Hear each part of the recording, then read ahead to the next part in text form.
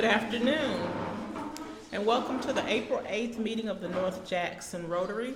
And Rob will come with our invocation pledge and four-way test. Please join me in the prayer, in the Pledge of Allegiance, and the four-way test.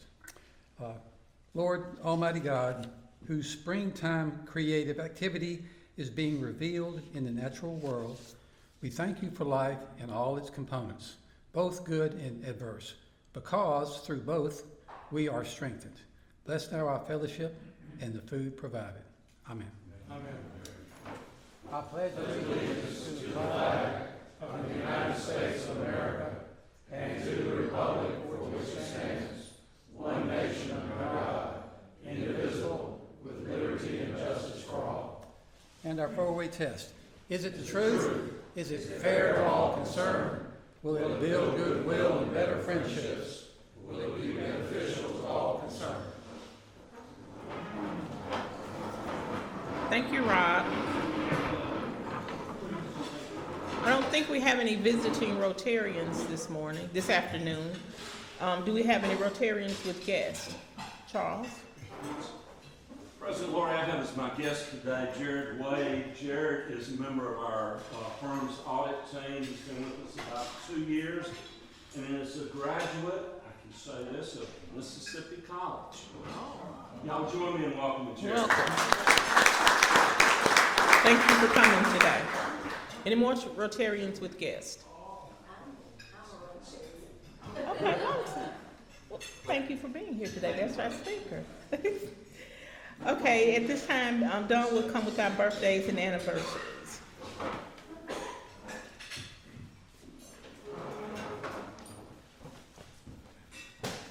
Thank you, President Lori. We do have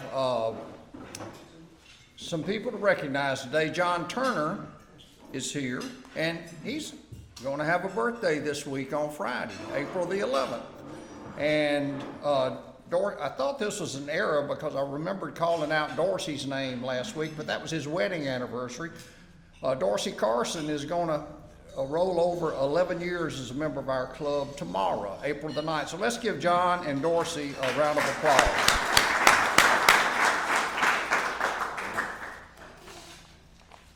Susie Tubb had to leave. She had signed up to make an announcement, and in her absence, I will make it. At the March meeting of our board, the board voted to change the club's meeting schedule for the year by designating 5th Tuesdays as a day of service for members of the Rotary Club of North Jackson. On each 5th Tuesday, the club will not hold a regular luncheon meeting. Instead, the club will arrange for a service opportunity for member participation. The service opportunity will typically be with a community nonprofit organization. Members have the option to participate in the club arranged activity or to choose to volunteer at any community nonprofit, church, school, or other community organization they would like to support with at least 1 hour of volunteer service on each 5th Tuesday. Since the club will not have a scheduled meeting on the 5th Tuesday day of service, participation in the day of service for at least 1 hour will be counted as an attendance makeup for club attendance reporting. If a member does not participate on a given 5th Tuesday, it will not count as a missed meeting for club attendance reporting.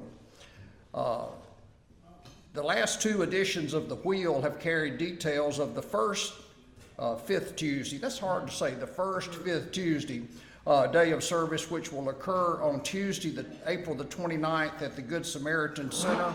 And past President Greg Campbell is coordinating that day of service. So if we look ahead to our club calendar, after our first one, the second one will be the 5th Tuesday in July, or July 29th. So we'll have the next opportunity there. If you have any suggestions for our next community partner for that day of service, please don't hesitate to mention your idea to Stanley Simpson, who's serving this year as Service Project Director, or any officer or director for consideration for that one or future 5th Tuesdays. Thank you very much. Got my hand, Jeff. Oh, hands. Here's the closest. We don't get a missed meeting if you don't volunteer. If you don't volunteer, you do not get a missed meeting, and therefore you do not have to make up that meeting for attendance purposes. Do we get billed for lunch on the 5th Tuesday? No. As a matter of fact, if you look at your calendar in The new charity raising thing. the most recent invoice that went out, we only bill for 12 Tuesdays in the quarter because we did not bill for the 5th Tuesday. But we can send our $20 with someone to the Good Samaritan. Sure.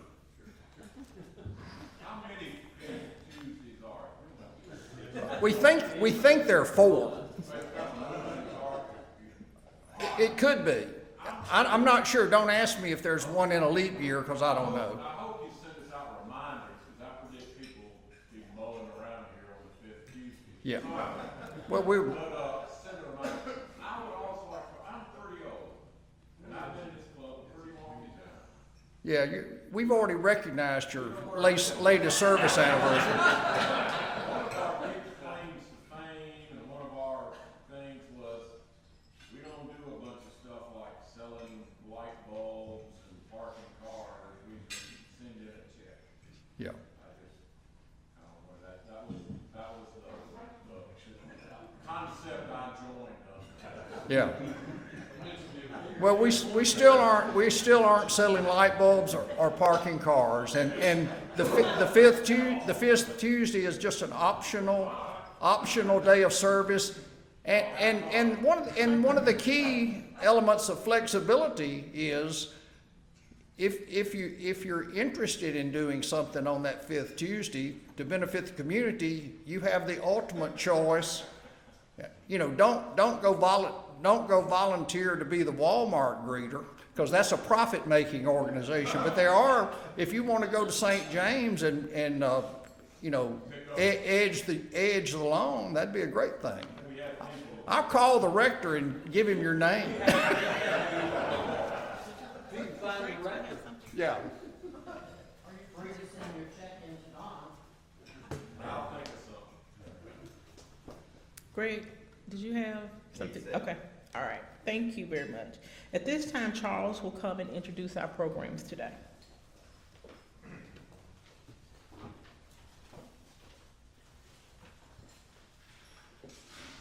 President Laurie, I just want to thank those folks that were at new member orientation. It looks like they heard one thing that we covered about how Rotary started rotating between offices, and I've noticed several of them that have rotated between tables. So I want to thank y'all for doing that. It is my pleasure to introduce someone that I consider to be a friend for a few years. I'm not going to say a long time, Rickie. We're both too young for that. Rickie Garrett, fellow Rotarian from Clinton. Rickie is the president and CEO of Sister Cities International in Washington, D.C. So we're thrilled that Rickie could join us from Washington, D.C. to be our speaker today. I think things are a lot calmer in her other world, Clinton, Mississippi, than they are in Washington, D.C. In Clinton, she serves as the alderwoman at large and also the mayor pro tem of the Clinton Board of Aldermen. And she is serving for almost 3 more months and will have completed 8 years on the Board of Aldermen in Clinton. In addition to those hats, currently, Rickie is also the executive director of the Mississippi Speech, Language, and Hearing Association. I got to know Rickie through an organization that works with a lot of these associations, and I've seen Rickie's involvement, a number of them over the years, including with the Mississippi Association of Nurse Practitioners, which is an organization that she formed and served as the first executive director of. From 2004 to 2011, I knew Rickie as the executive director of the Mississippi Nurses Association. And if you know anything about the Nurses Association, it is a strong lobby in the state of Mississippi. And Rickie ran that from 2004 to 2011. The thing that I am most thankful to you, Dr. Garrett, Rickie served with fellow Rotarian Bill Crawford on the Board of Trustees of Mississippi's the Board of Trustees of the State Institutions of Higher Learning. She was appointed by the governor, confirmed by the Senate, and oversaw our eight state-supported universities for a tenure of 12 years. I cannot imagine the amount of money you were paid per hour for that. It's mind-blowing. 12 years of public service. Rickie saw many changes in our colleges and universities while she was there. Currently, she's still involved as a board member of the Mississippi Municipal League and also on the board of the Mississippi Council for Economic Education. Now, this is something I did not know about my friend Rickie. She has her doctorate from JSU, she has her master's from Ole Miss, and she has her bachelor's in English from the university from the W. So she is well-rounded. And Rickie, we are thrilled to have you here today. I think Rickie is going to talk to us about her new position that she has in Washington and also some of her travels with that position. So would y'all please join me in welcoming Dr. Rickie Garrett.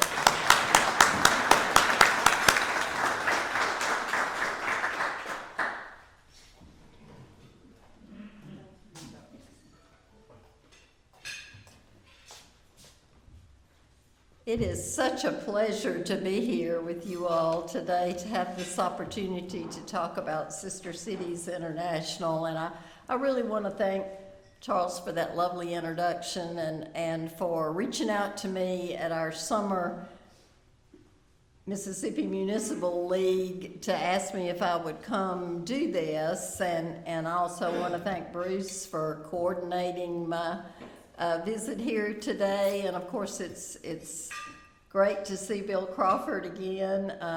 I told somebody earlier, during our 12 years on the board, we probably spent more time together than we did with our families because the work was so intense. But it is a pleasure to be with you, to be able to talk about Sister Cities International. SCI was started by President Dwight D. Eisenhower in 1956 to bring peace to the world through citizen diplomacy. And as you all probably know, President Eisenhower was a wartime general during World War II, and he had seen firsthand the devastation caused by war.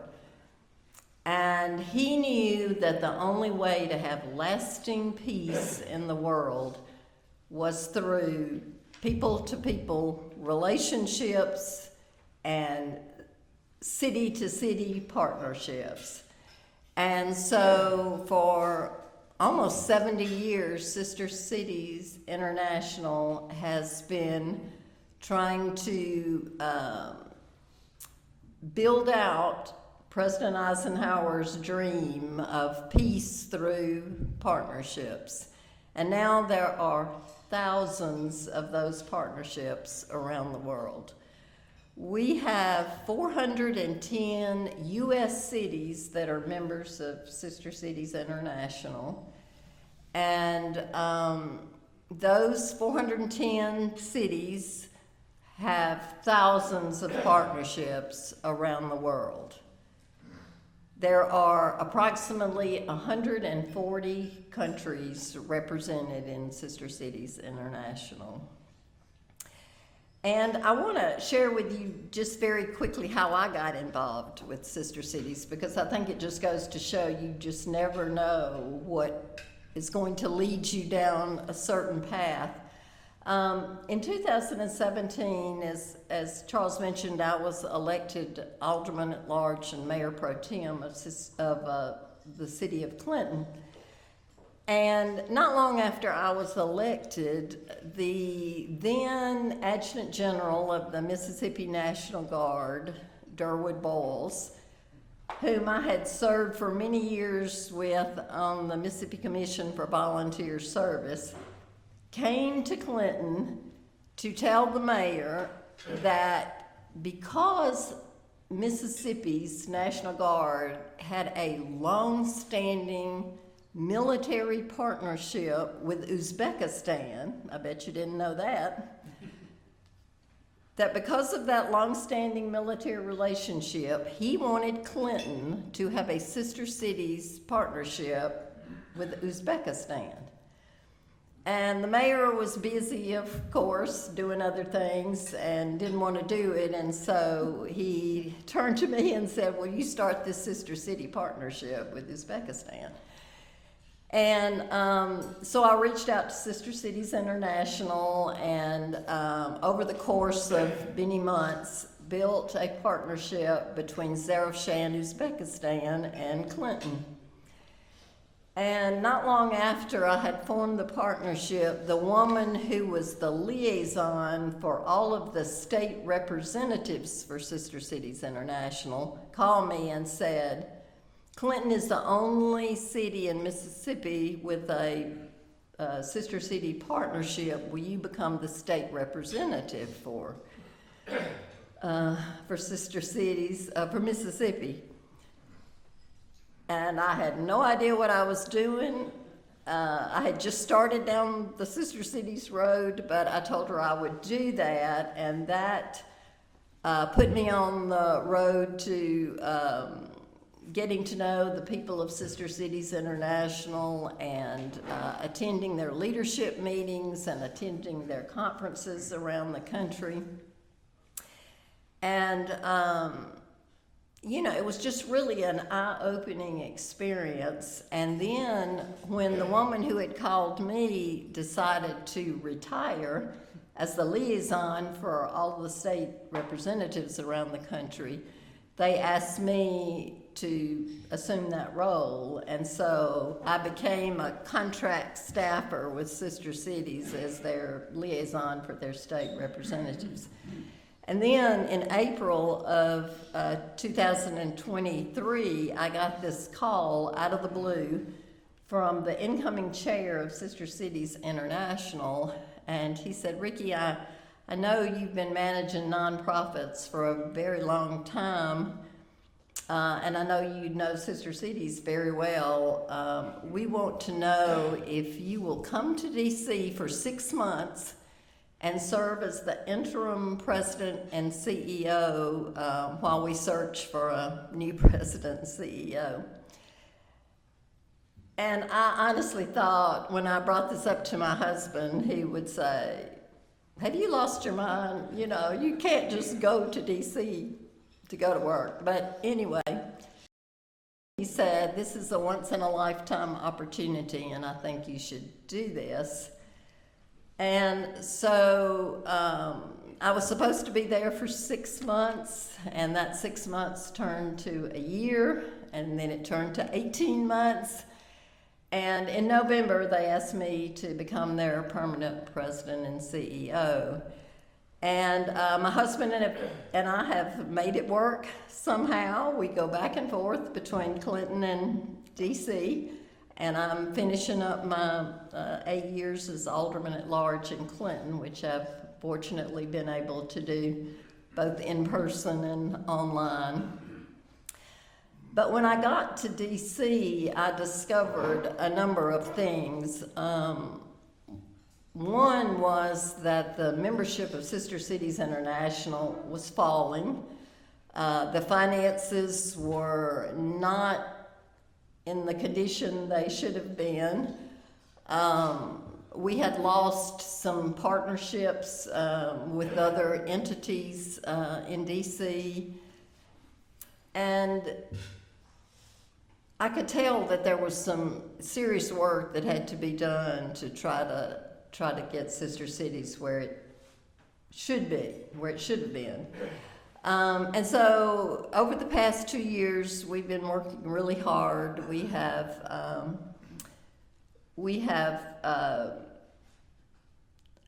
increased the staff. The staff had dropped down to just a couple of people at the time I got there.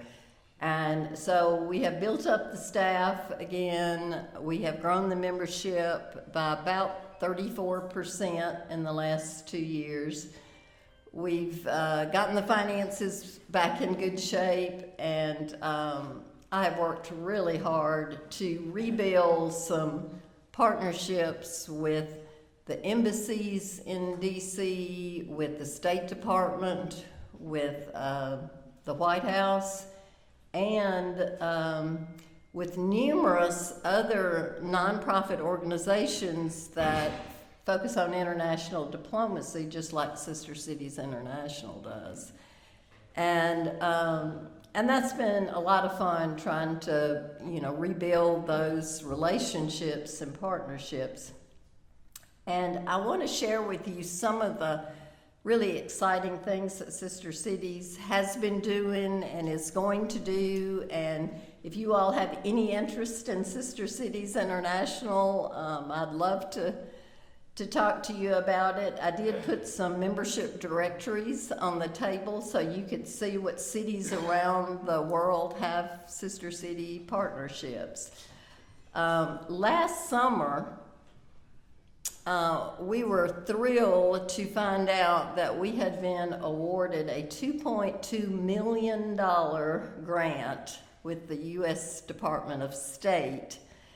And the purpose of that grant was to go out and recruit and train and manage 88 youth ambassadors for the U.S. Pavilion at the World Expo in Osaka, Japan.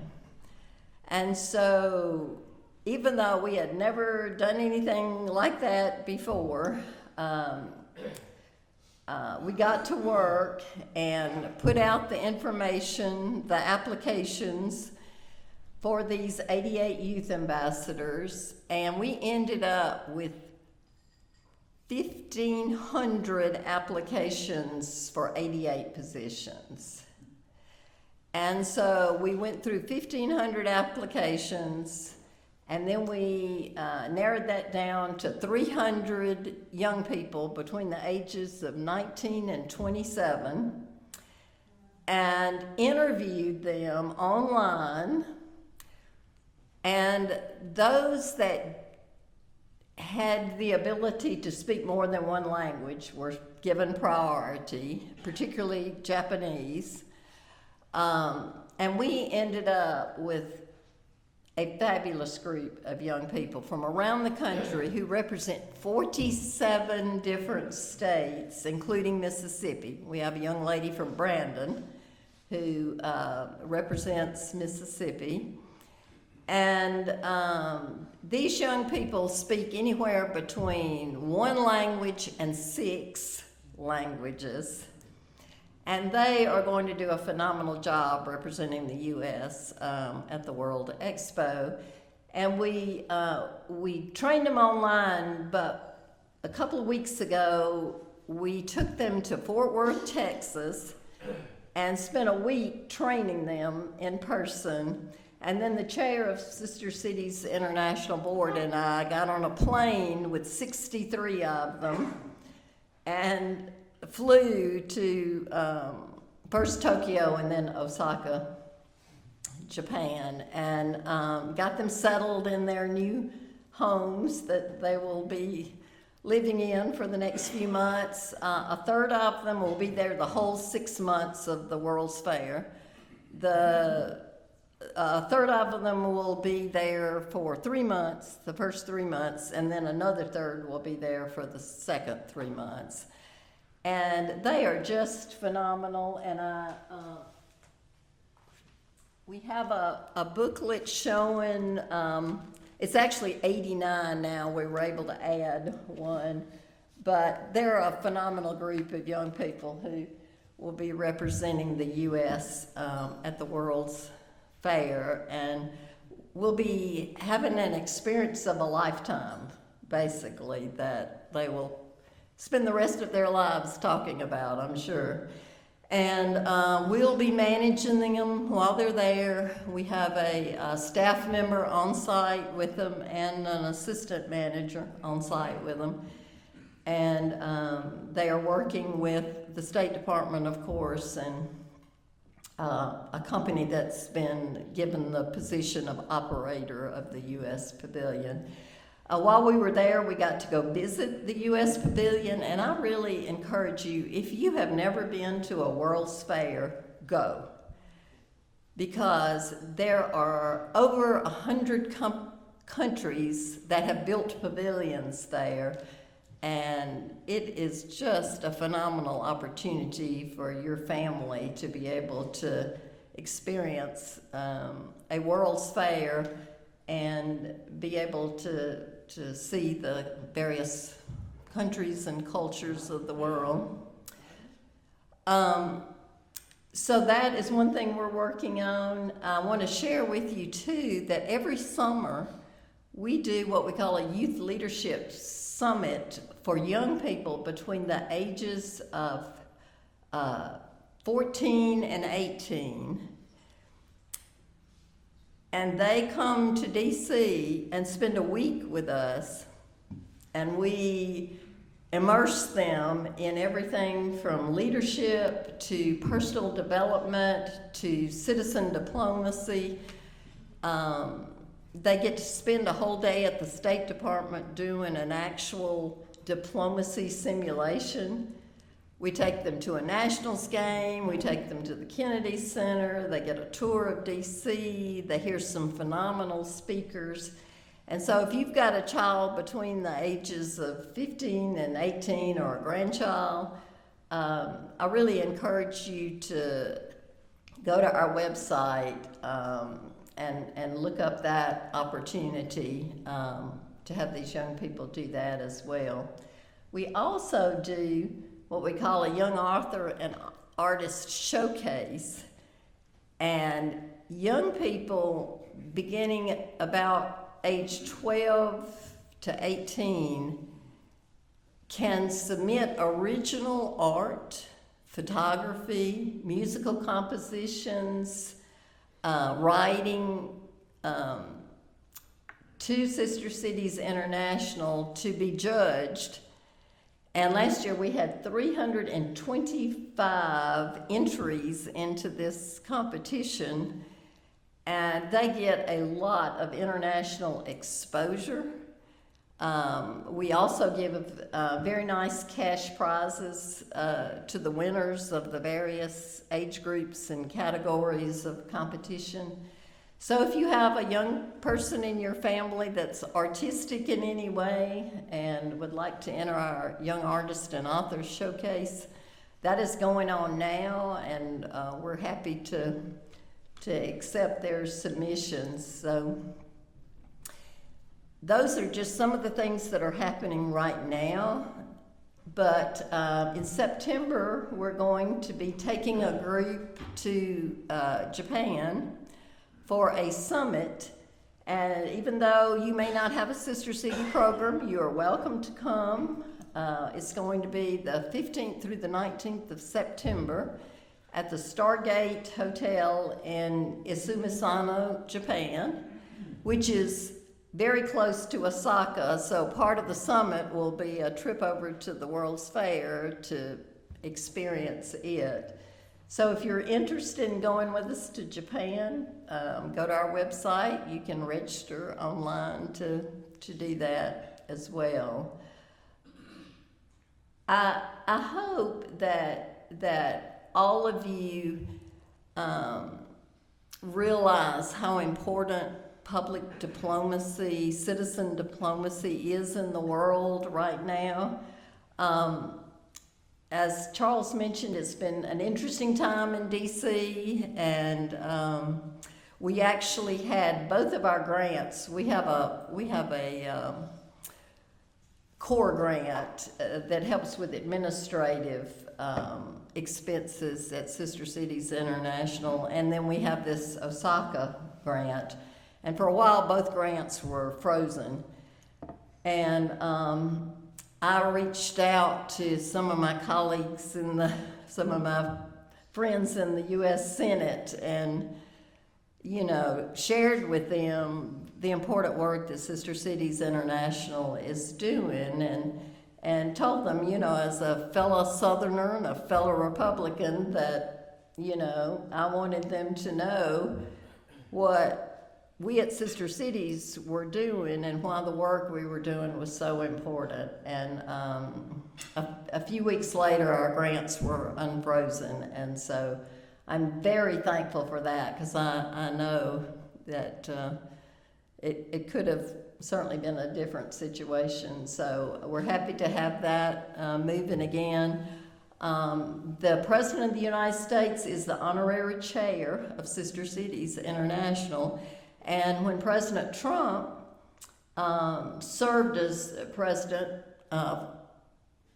in his first term, he did not serve as the honorary chair, but he did ask Mrs. Pence to serve, and she did attend events and represented the White House. So we're hoping that he will, if he chooses not to do it himself this time, that he'll select someone in his administration to represent us. We've had a good relationship with the previous White House. We did a project we call 7 for 70 with the National Security Council and with the White House and with the State Department. And the purpose of that initiative was to build 7 Sister Cities partnerships in the Pacific Islands by the 70th anniversary of Sister Cities. And I'm hoping that President Trump's administration will continue that work in the Pacific Islands, because I think everyone is concerned about making sure that our partners in the Pacific are supported, and we firmly believe that these Sister City partnerships help to bring peace. We do a lot of economic development. We do a lot of educational exchanges between students in the U.S. and students in the other countries. We do a lot of cultural events too. There's a bubble tea festival in Rockville, Maryland with Taiwan that brings 10,000 people to Rockville, Maryland every single year to drink bubble tea. There's a international folk art festival in Santa Fe, New Mexico, that brings artisans from other countries to Santa Fe, New Mexico, and thousands of people go to Santa Fe every summer to attend that Sister Cities event too. So lots is going on around the world, and we know that the work of bringing peace to the world is not easy, and there are many challenges. And one of the questions I sometimes get from the media is, well, what do you do about your sister cities in Russia? Or what do you do about your sister cities in China? Or Palestine? Or Israel? And, my response is always the same. Sister Cities International is non-political. We try our best to stay out of the political fray. We try to support our Sister Cities partnerships wherever they are. But we also, are realistic enough to know that it's a lot harder, when one country is at war with another country. And so it has definitely had its challenges, and we work every day to work through those challenges as well. But I want to give you time to ask some questions, so please do so. Rickie, has Clinton been the only one in Mississippi that's this, what do you do